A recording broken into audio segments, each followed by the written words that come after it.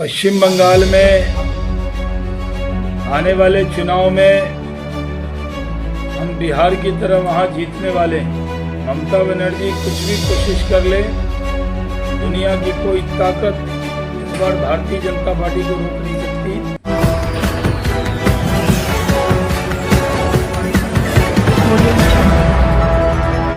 नमस्कार, बिहार मिथिला न्यूज में आपका स्वागत है। मैं हूं मनोज। देखिए, बंगाल में चुनाव है, लेकिन पूरे देश की नजर बंगाल के चुनाव पर है। खासकर तृणमूल कांग्रेस की ममता बनर्जी इस बार चुनाव जीतने का हर वो कदम, हर वो रणनीति तैयार कर चुके हैं जिससे भारतीय जनता पार्टी को महंगा साबित हो। वहीं भारतीय जनता पार्टी भी पूरी तैयारी के साथ लगी हुई है। इस बार वो चाहती है कि बंगाल में किसी भी तरह भारतीय जनता पार्टी की सरकार बने। आज जब दरभंगा पहुंचे भारतीय जनता पार्टी के वरिष्ठ नेता, जब डॉक्टर शाहनवाज हुसैन जब यहां पहुंचे तो उन्होंने मीडिया से बात करते हुए कहा कि देखिए, बंगाल में जिस तरह का खेल ममता दीदी कर रही है वो उनके पाले नहीं पड़ रहा है। वहां पूरी तरह अराजकता, भ्रष्टाचार और लॉ एंड ऑर्डर से जुड़ा हुआ प्रॉब्लम है। उन्होंने कहा कि इस बार भारतीय जनता पार्टी वहां चुनाव जीतेगी और ममता बनर्जी की जितनी भी रणनीति है वो धराशायी होगी। देखिए क्या कहते हैं शाहनवाज हुसैन। पश्चिम बंगाल में आने वाले चुनाव में हम बिहार की तरह वहां जीतने वाले हैं। ममता बनर्जी कुछ भी कोशिश कर ले, दुनिया की कोई ताकत इस बार भारतीय जनता पार्टी को रोक नहीं सकती।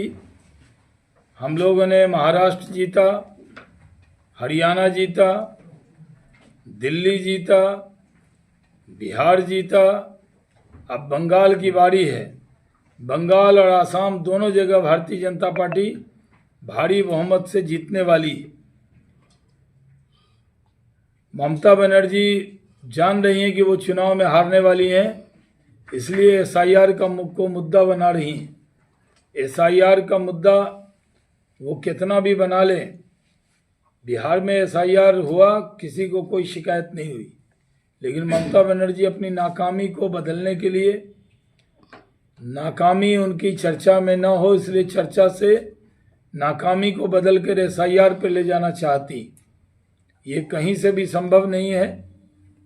हम लोग वहाँ इस बार भारी बहुमत से जीतने वाले हैं। पश्चिम बंगाल के लोगों ने कम्युनिस्टों को देखा, कांग्रेस को देखा, टीएमसी को देखा, अब वो भारतीय जनता पार्टी को मौका देने वाली। आसाम में भी प्रियंका गांधी के दौरे से पहले ही वहाँ कांग्रेसियों के विकेट गिर रहे हैं। इनके जाने से भी कुछ होने वाला नहीं है। आसाम में आखिरी हिंदुत्ववादी नेता थे, वो भी कांग्रेस का दामन छोड़ दिया उन्होंने। आसाम के अंदर जो आसाम के लोग हैं उनको कोई दिक्कत नहीं है, लेकिन जो बांग्लादेशी हैं उनको दिक्कत होने वाली है।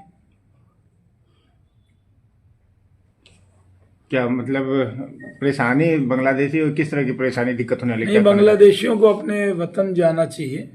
बड़ी तादाद में बांग्लादेशी जा भी रहे हैं।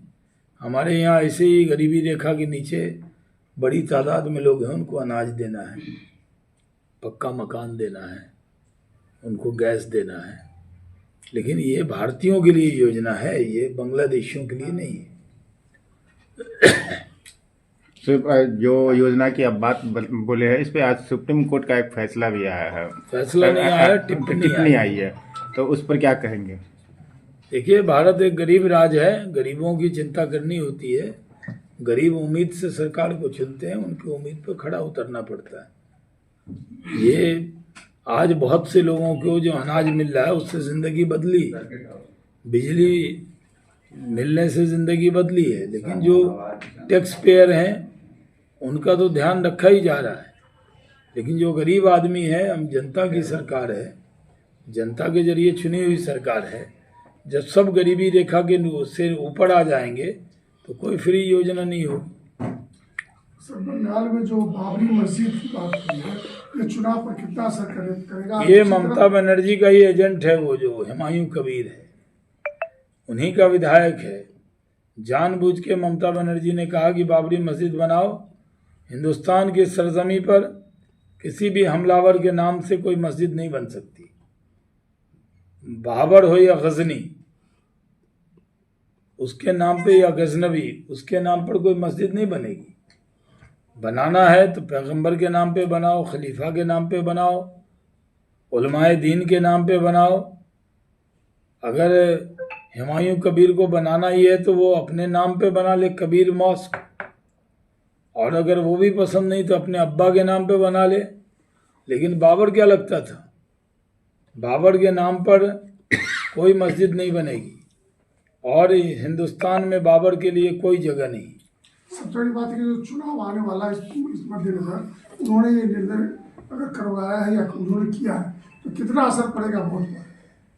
कोई असर नहीं पड़ेगा, कुछ भी टोटका अपना लें, आएगी बीजेपी, छाएगी बीजेपी, जीतेगी बीजेपी, सरकार बनाएगी बीजेपी। सर टीएमसी का तो सीधा आरोप है कि वो तो जिस दिन ये घोषणा की उस दिन टीएमसी ने उसको निकाल दिया कि ये पहले आपकी पार्टी में था। उनकी योजना का पार्ट था कि वो घोषणा करेंगे, ये निकालेंगे ताकि हिंदू में संदेश जाए, और इनका ही आदमी है वहाँ बनाए तो मुस्लिम में संदेश जाए। जैसा कि आपने बताया सर कि आने वाले समय में बंगाल में बीजेपी की सरकार बनेगी और वहाँ जी मस्जिद ही बना रहे हैं, तो आपकी सरकार आएगी तो फिर क्या होगा उस मस्जिद का? नहीं, अब वो मस्जिद तो कोई भी मस्जिद बनाने से नहीं रोक सकता। हिंदुस्तान में हजारों मस्जिद रोज बनती है।